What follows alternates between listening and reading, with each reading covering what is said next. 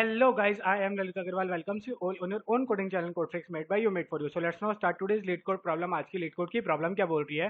अच्छा, before moving towards the problem ना 1 minute discussion for those जिनको ये problem अच्छे से समझ में आ चुका है और जो खुद से बार ट्राई करना चाह रहे हैं. देखो ये जो क्वेश्चन है लिटरली बहुत ही ज्यादा इजी क्वेश्चन है, बस इसमें ना आपको घुमाया गया है. तो आपको बिल्कुल टेंशन नहीं लेना, आपको सिर्फ और सिर्फ एक बात ध्यान रखनी है कि जो भी अपना फर्स्ट कैरेक्टर है, जो भी अपना फर्स्ट कैरेक्टर है वो किसको रिप्रेजेंट कर रहा है. या तो अगर आर है तो रेडियंट को, डी है तो अपना डायर को. सही है, सिंपल सी बात है. हाँ जी भैया, अब रेडियंट और डायर क्लियर हो गया. अब जो भी फर्स्ट कैरेक्टर है वो क्या करेगा, उसका जो नेक्स्ट कैरेक्टर है अगर एग्जिस्ट करता है तो, अगर एग्जिस्ट करता है तो उसका जो भी नेक्स्ट कैरेक्टर है उसकी सारी की सारी पावर्स चली जाएंगी. सिंपल सी बात है. हाँ जी भैया, तो अब यहाँ पे क्या करेंगे, जैसे अपन यहाँ पे आर है तो इसका जो भी नेक्स्ट कैरेक्टर है अपन उसको क्या बोल देंगे कि इसको हटा ही दो, काइंड ऑफ हटा ही दो, क्योंकि उसकी कोई पावर अब नहीं बची है. सिंपल सी बात है. हाँ जी भैया, सिंपल सी बात है. अब जैसे यहाँ पे आओ, यहाँ पे आर है, ठीक है, इसके आर के नेक्स्ट क्या है, डी है. अब इस डी की कोई पावर नहीं बची है. सिंपल सी बात है. हाँ जी भैया, सिंपल सी बात है, इस डी की कोई पावर ही नहीं बची है. तो बस अपन क्या बोलेंगे, इस डी को हटा ही दो. अब सीधा अपन नेक्स्ट डी चेक करेंगे कि आगे कुछ है क्या, और कुछ होगा तो अपना आंसर उस हिसाब से वेरिएंट होगा. अपन ये तब तक करते जाएंगे जब तक सारे के सारे खत्म ना हो जाए, लास्ट में एक कैरेक्टर ना बच जाए. इसके बारे में थोड़ा सा सोचो, लिटरली ये क्वेश्चन बहुत ज्यादा इजी बन जाएगा. ठीक है. अच्छा, अब जिसको प्रॉब्लम ही समझ में नहीं आई है उनको टेंशन लेने की कोई जरूरत नहीं है. सबसे पहले तो अपन बड़े आराम से समझने वाले हैं कि क्वेश्चन कहना क्या चाह रहा है, उसके बाद में इसकी अप्रोच बिल्ड करेंगे and then finally will move towards its implementation. देखो समझो, यहाँ पे क्वेश्चन कहने का चाह रहा था, क्वेश्चन सिंपल सी बात बोल रहा था कि यहाँ पे आर और डी है. ठीक है. अब यहाँ पे ये सिर्फ आर और डी होना कंपलसरी नहीं है, यहाँ पे हो सकता है आर डी आर हो. ठीक है. यहाँ पे आर डी ये भी हो सकता है. यहाँ पे आर डी डी भी हो सकता है. कुछ भी कॉम्बिनेशन हो सकता है, लेकिन कॉम्बिनेशन होगा किसका, आर का और डी का. सिर्फ इन दो का ही लेटर्स का कॉम्बिनेशन होगा और कोई थर्ड लेटर नहीं आएगा. अब ये दोनों लेटर रिप्रेजेंट क्या कर रहे हैं, इस बात को सीधा सीधा समझो कि जो आर है ना वो रिप्रेजेंट कर रहा है रेडियंट को. ठीक है. और जो डी है वो रिप्रेजेंट कर रहा है डायर को. ठीक है. सिंपल सी बात क्लियर हो गई. हाँ जी भैया, क्लियर हो गई. आर और डी है और आर रिप्रेजेंट कर रहा है रेडियंट को, डी रिप्रेजेंट कर रहा है डायर को. ठीक है, सिंपल सी बात है. अब यहाँ पे अपने को करना क्या है, क्वेश्चन की अगर वर्डिंग से जाए तो क्वेश्चन ये बोलना चाह रहा है कि जो भी फर्स्ट कैरेक्टर आएगा उस फर्स्ट कैरेक्टर के पास में ये पावर है कि वो जो नेक्स्ट कैरेक्टर आएगा ना, मतलब ये जो डायर है, ये जो रेडियंट है, ये डायर की सारी पावर्स को नलिफाई कर सकता है. जो भी फर्स्ट कैरेक्टर आएगा उसके पास में हमेशा ही पावर रहेगी. अगर डी पहले आता तो डी के पास में पावर रहती कि उसका जो भी नेक्स्ट कैरेक्टर है यानी कि रेडियंट की, वो सारी की सारी पावर को नलिफाई कर देता. सिंपल सी बात है, समझ में आ गई. हाँ जी भैया, समझ में आ गई. ठीक है, सिंपल सी बात है. लेकिन अगर ऐसे डी और डी आ जाता, मान लो at a same point of time पे, ये थोड़ा सा ट्रिकी है, इस बात को समझ लेना कि अगर डी और डी आ जाता eight a same point of time पे तो अपन यहाँ पे क्या बोलते कि डी और डी आ गया. इसका मतलब क्या हुआ, इसका मतलब क्या हुआ कि क्या ये जो डायर है ये अपने नेक्स्ट कैरेक्टर की पावर को नलीफाई कर देगा. बोला नहीं, बिल्कुल भी नहीं करेगा ये, क्योंकि उसका नेक्स्ट कैरेक्टर भी क्या है, सेम है. तो अगर कैरेक्टर सेम हुआ तो उसकी पावर को नलीफाई नहीं करेगा. समझ में आई ये बात. हाँ जी भैया, समझ में आ गई. ठीक है भैया, ये मामला क्लियर हो गया. इतनी बात समझ में आ गई कि अगर नेक्स्ट कैरेक्टर सेम है तो ये पावर को नलीफाई नहीं करेगा. ठीक है. ठीक है. हाँ जी भैया. तो अगर रेडियंट होता तो डायर की पावर नलीफाई हो जाती, और अगर रेडियंट के आगे भी रेडियंट होता तो रेडियंट की पावर नलीफाई नहीं होती. सिंपल सी बात है. ये एक सिंपल सा लॉजिक है. इतना समझ में आ गया, क्वेश्चन हो गया खत्म. बोले आर यू सीरियस, बोला एग्जैक्टली आई एम सीरियस. इतना ही क्वेश्चन था. अब देखो यहाँ पे समझो, अपन इस वाले पे ट्रेड करके देखते हैं. इस वाले पे हुआ क्या कि रेडियंट आया, रेडियंट ने आके क्या किया, डायर की पावर को नलीफाई कर दिया. बोला ठीक है, इसकी पावर को हटा दो. फिर उसके बाद में क्या हुआ, डायर आया. ठीक है. अब डायर के आगे तो कोई कैरेक्टर नहीं था, लेकिन यहाँ पे क्या करेगा, एक साइकिल चलेगी. ठीक है, समझ पा रहे हो. हाँ, यहाँ पे साइकिल चलेगी. अब साइकिल में क्या होगा कि डायर के आगे कोई प्रेजेंट नहीं था, लेकिन डायर के आगे समहाउ रेडियंट ही प्रेजेंट था. डायर के आगे समहाउ रेडियंट ही प्रेजेंट था. तो अपन क्या बोलेंगे कि डायर ने किसकी पावर को अब नलीफाई करा, रेडियंट को. बोले ठीक है. हाँ, अब यहाँ पे क्या बचा, सिर्फ डायर ही बचा है. हाँ, तो अपन क्या बोलेंगे कि अपना आंसर क्या होना चाहिए, डायर. कोई दिक्कत वाली बात नहीं होनी चाहिए. ठीक है. ये कौन सा एग्जाम्पल है, ये भी सेकंड वाला एग्जाम्पल है शायद, तक देख लेते हैं अपन एक बार. हाँ, ये देखो आरडीडी है, अपना डायर ही विनर है. ठीक है. हाँ, अब एक बार इस वाले पे भी ट्रेड करके देख लेते हैं. इस वाले में क्या है, सिर्फ आर और डी दो ही है. तो रेडियंट क्या करेगा, नेक्स्ट वाले कैरेक्टर की यानी कि डायर की पावर को क्या कर देगा, नलीफाई. रेडियंट ने क्या किया, डायर वाली पावर को नलीफाई कर दिया. तो अब क्या बचा अपना, सिर्फ और सिर्फ रेडियंट. क्या रेडियंट ही आंसर है. हाँ जी भैया, रेडियंट ही आंसर है. हो गया क्वेश्चन सॉल्व. हाँ जी भैया, हो गया क्वेश्चन सॉल्व. समझ में आ गई बात. हाँ, समझ में आ गई. ठीक है. अब ये करेंगे कैसे, क्वेश्चन समझ में आ गया ना. हाँ भैया, क्वेश्चन समझ में आ चुका है. कोई ज्यादा टिपिकल वाली चीज है ही नहीं. अपन क्या करते हैं, अपन शुरुआत में ना दो कंटेनर बना लेते हैं. बहुत सारे मेथड हो सकते हैं. एक तो आप हो सकता है कि नॉर्मली इटरेट करते जाओ और सबका ध्यान रखते जाओ कि नेक्स्ट कैरेक्टर सेम है कि नहीं, और ये सब अपन चेक करते जाओ. ये सारे मेथड हो सकते हैं. ठीक है. पर एक मेथड अपन क्या लेते हैं, सिंपल सिंपल सा. अपन क्या बोलते हैं, एक काम करो, दो अलग अलग अपन क्यू बना लेते हैं. दो अलग अलग क्यू में क्या होगा, एक तो अपना रेडियंट को स्टोर कराएगा और एक अपना डायर को स्टोर करवाएगा. तो ये अपना सबसे पहले बता रहा है कि रेडियंट की पोजीशन क्या है भैया, जीरो पोजीशन पे. सपोज अपन ये आर डी डी ले लेते हैं, ठीक है। ये तो बहुत ज़्यादा सिंपल एग्जांपल है, इसको छोड़ दो, अपन ये वाला लेते हैं आर डी डी वाला, ठीक है। तो रेडियंट कौन सी पोजीशन पे हुआ, बोला 0th पोजीशन पे हुआ। फिर डायर अपनी कौन सी पोजीशन पे, बोला फर्स्ट। फिर डायर अपनी कौन सी पोजीशन पे, बोला सेकंड, ठीक है। ये अपने पूरा आ गया, पूरे पे ट्रेड कर लिया और अपन ने सारी के सारी पोजीशंस को स्टोर करा लिया। रेडियंट की पोजीशन रेडियंट वाली क्यू में और डायर की पोजीशन डायर वाली क्यू में, बोला ठीक है। अब अपन क्या बोलते हैं, अपन तब तक इटरेट कराएंगे इसको, अपन वाइल के लूप में तब तक इटरेट कराएंगे जब तक रेडियंट या फिर जो डायर है वो अपना खत्म ना हो जाए। सिंपल सी बात है, हाँ जी भैया सिंपल सी बात है। इसमें अपन क्या चेक करेंगे, सिंपल सी बात चेक करेंगे कि ये जो रेडियंट है और ये जो डायर है, ठीक है, इसका जो भी फ्रंट में है, जो भी फर्स्ट वैल्यू है, इसकी फर्स्ट वैल्यू और इसकी फर्स्ट वैल्यू, तो बताओ किसकी फर्स्ट वैल्यू बड़ी है। तो बोला कौन सी बात है भैया, डायर की फर्स्ट वैल्यू बड़ी है। समझ में आ गई, हाँ जी भैया डायर की फर्स्ट वैल्यू बड़ी है। डायर की फर्स्ट वैल्यू बड़ी है, इसका मतलब क्या हुआ कि ये कुछ इस हिसाब से लिखा हुआ है कि पहले आर लिखा हुआ है और फिर डायर लिखा हुआ है। समझ में आई बात, हाँ। जिसकी भी फर्स्ट वैल्यू बड़ी होगी उसका मतलब क्या होगा कि वो आगे है कहीं ना कहीं। समझ में आ गई बात, हाँ जी भैया समझ में आ गई।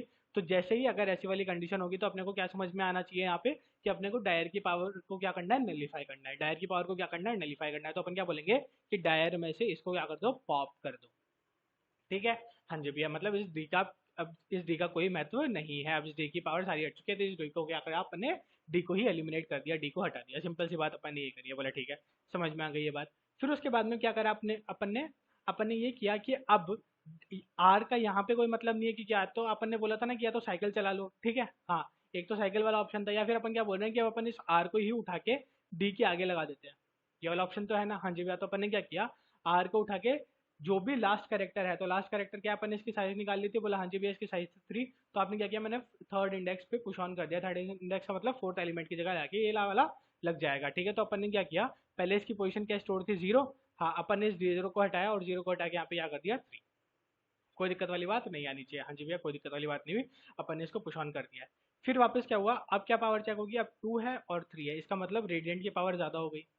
हाँ जी भैया, साइकिल यूँ चलेगी, हाँ जी भैया सही बात है। तो रेडियंट की पावर ज़्यादा होगा, इसका मतलब क्या हुआ कि अब ये कुछ इस प्रकार है, आर डी है और यहाँ पे अपन खड़े हैं, तो इसकी पावर ज़्यादा है। इसका मतलब ये क्या कर देगा, रेडियंट को नलीफाई। सही बात है, हाँ जी भैया ये रेडियंट को कर देगा नलीफाई, ठीक है।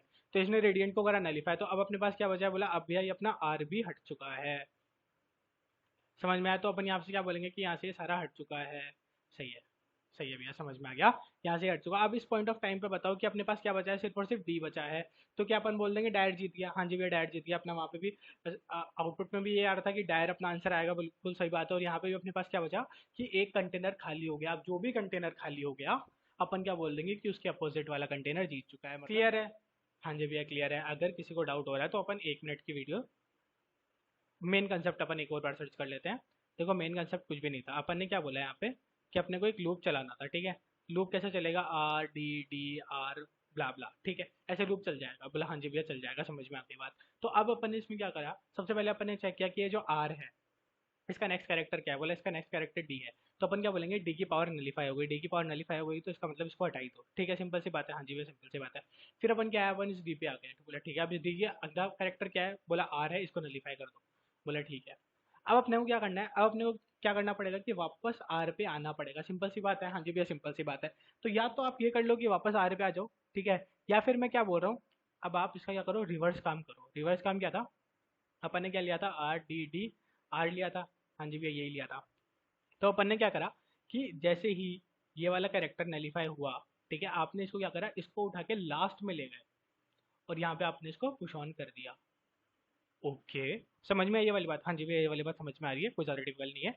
फिर आपने क्या किया, नेक्स्ट कैरेक्टर पे गए, इसका मतलब ये आर जो है वो नलीफाई हो जाएगा, हाँ जी भैया आर नलीफाई हो जाएगा। तो आपने क्या किया, इस डी को उठा के लास्ट में ले गए।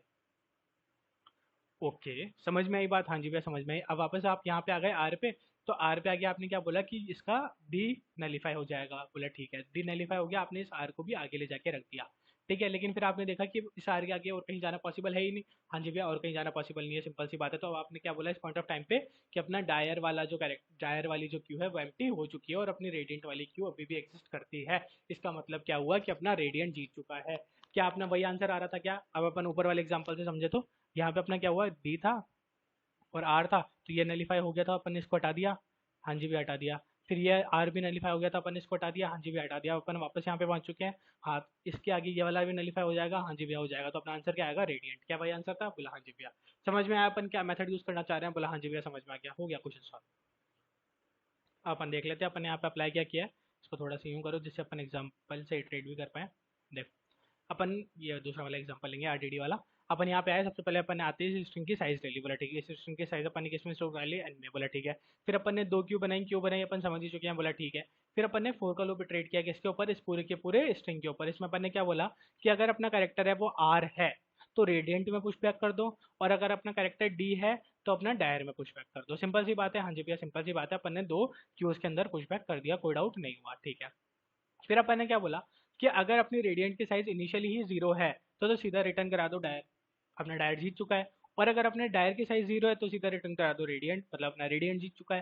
बोला ठीक है, सिंपल सी बात है। फिर अपन ने क्या किया, एक वाइल का लूप इटरेट किया।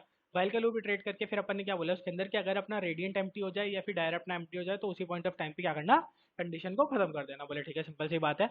फिर अपन उसके अंदर क्या चेक किया, सिंपल सी बात चेक करिए कि इफ अपना जो रेडियंट का फ्रंट है, मतलब पहले रेडियंट है कि पहले डायर है, ये अपन ने चेक किया। तो उसके लिए अपन ने क्या किया कि अपन ने क्यू के अंदर इनकी क्या स्टोर कराई थी, पोजीशंस। बोला ठीक है, तो इसकी पोजीशन क्या है, मान लो जीरो है और इसकी वन है, ठीक है। तो अपन ने क्या स्टोर कराया था, जीरो और वन। चेक कर लो कि कौन सा बड़ा है। जो भी बड़ा है उसका मतलब उसकी पावर अपने को क्या करनी है, नलीफाई। बोला ठीक है। तो अपन ने बोला कि अगर डायर बड़ा है, ठीक है, अपन ने इसमें क्या बोला, बोला डायर बड़ा है तो सबसे पहले तो क्या करो, डायर को पॉप कर दो, मतलब उसकी पावर नलीफाई होगी, ठीक है। अपन ने उसको हटाई दिया। और रेडियंट को क्या करा, रेडियंट जिस भी पोजीशन पे अपना प्रेजेंट था अपन ने उस पोजीशन को निकाला, उस पोजीशन में उसके साइज को प्लस किया जो भी अपने रेडियंट के साइज है, और अपन ने उसको वहाँ पे पुश करा दिया वापस। कोई दिक्कत वाली बात नहीं होनी चाहिए, बोला ठीक है। और उस पॉइंट ऑफ टाइम पे जो इनिशियल वाला अपना रेडियंट था उसको अपन ने क्या करा दिया, पॉप करा दिया। इसका मतलब क्या हुआ कि अपन ने आर डी डी आर था सपोज, ठीक है। अपना यहाँ पे क्या था, रेडियंट में पुशबैक था जीरो, और अपना रेडियंट में पुशबैक था वन टू थ्री, बोला ठीक है थ्री। और अपना डायर में क्या पुशबैक था, वन और टू। सिंपल सी बात है, हाँ जी भैया सिंपल सी बात है। अब ये जीरो वन टू थ्री ये अपना प्रेजेंट था। अपन ने क्या बोला, बोला ये जो जीरो है इसको अपन ने पॉप किया, हाँ जी भैया इसको भी पॉप किया और इसको भी पॉप किया, ठीक है। अब ये बताओ कि इन दोनों में से किसकी पावर नलीफाई होगी, बोला इसकी पावर नलीफाई हो जाएगी। तो अपन ने क्या बोला, इसको तो पॉप करके इसको तो हटा ही दिया, और इस आर को अपन आगे पुश कर देंगे, ठीक है। तो इसमें आगे पुश करेंगे तो क्या होगा, बोला जीरो प्लस इसकी साइज कितनी है, फोर, ठीक है। तो ये फोर्थ पोजीशन पे पुश हो जाएगा। अब इस जीरो का कोई खेला नहीं है तो इसको अपन पॉप कर ही चुके थे, सिंपल सी बात है, हाँ जी भैया यही हुआ था। तो अपन ने क्या करा यहाँ पे, यही किया कि उसको पुश कर दिया और उसका जो इनिशियल वाला था उसको अपन ने पॉप करा दिया। सेम अगर अपना जो रेडियंट है वो बड़ा होता, इसका मतलब रेडियंट अपना आगे होता, डायर अपना पीछे होता, तो अपन यहाँ पे रेडियंट को पॉप आउट कर देते और डायर को उसके साइज को प्लस करके उसमें वापस पुश कर देते। सिंपल सी बात है, हाँ जी भैया पूरा ट्रेड हो चुका है। उसके बाद में अगर अपन बोल रहे हैं रेडियंट की साइज, अगर रेडियंट वाली क्यू है वो अपनी एम्प्टी हो चुकी है तो अपना क्या बोलेंगे अपन कि डायर अपना जीत चुका है। और अगर अपनी रेडियंट एम्प्टी नहीं हुई है तो अपना रेडियंट जीत चुका है, क्योंकि ये अपनी वाली कंडीशन तभी टर्मिनेट होगी जब दोनों में से कोई ना कोई एक अपना एम्प्टी हो जाएगा। सिंपल सी बात है, हाँ जी भैया सबमिट करके अपन ने देख लिया, बड़ा आराम से सबमिट हो ही रहा है, ठीक है। अब इसकी टाइम कॉम्प्लेक्सिटी और स्पेस कॉम्प्लेक्सिटी की बात कर लेते हैं। तो बताओ टाइम कॉम्प्लेक्सिटी और स्पेस कॉम्प्लेक्सिटी क्या होगी। बोला भैया अपनी टाइम कॉम्प्लेक्सिटी होगी, सबसे पहले अपन वो डिस्कस करेंगे। देखो फोर का लूप यहाँ पे चला, इसका मतलब ऑफ एन यहाँ पे हो सकती है, बोला हाँ जी भैया सही बात है।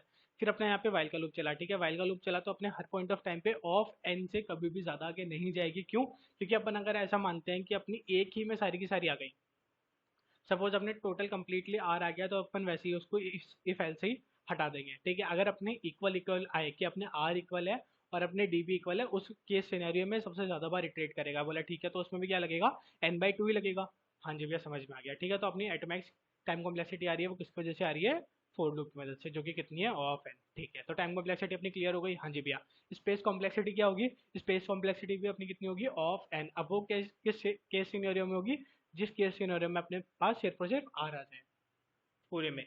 अगर पूरे में सिर्फ और सिर्फ आर आ गया है, फिर पूरे में सिर्फ और सिर्फ डी आ गया, तो अपने को क्या करना पड़ेगा कि उसको पूरे के पूरे को सिर्फ और सिर्फ रेडियंट में स्टोर करवाना पड़ेगा, ठीक है। हाँ डायर में भी वैसे तो अपना अगर इक्वल इक्वल भी आए या फिर कैसे भी आए तो अपनी ऑफ एन ही यूज होगी, पर वही है कि दो अलग अलग वेक्टर्स में होगी और या फिर सिर्फ एक ही वेक्टर में होगी, वो अपना डिपेंड कर जाएगा। बोले ठीक है, समझ में आ चुका है, thank you, thanks for watching.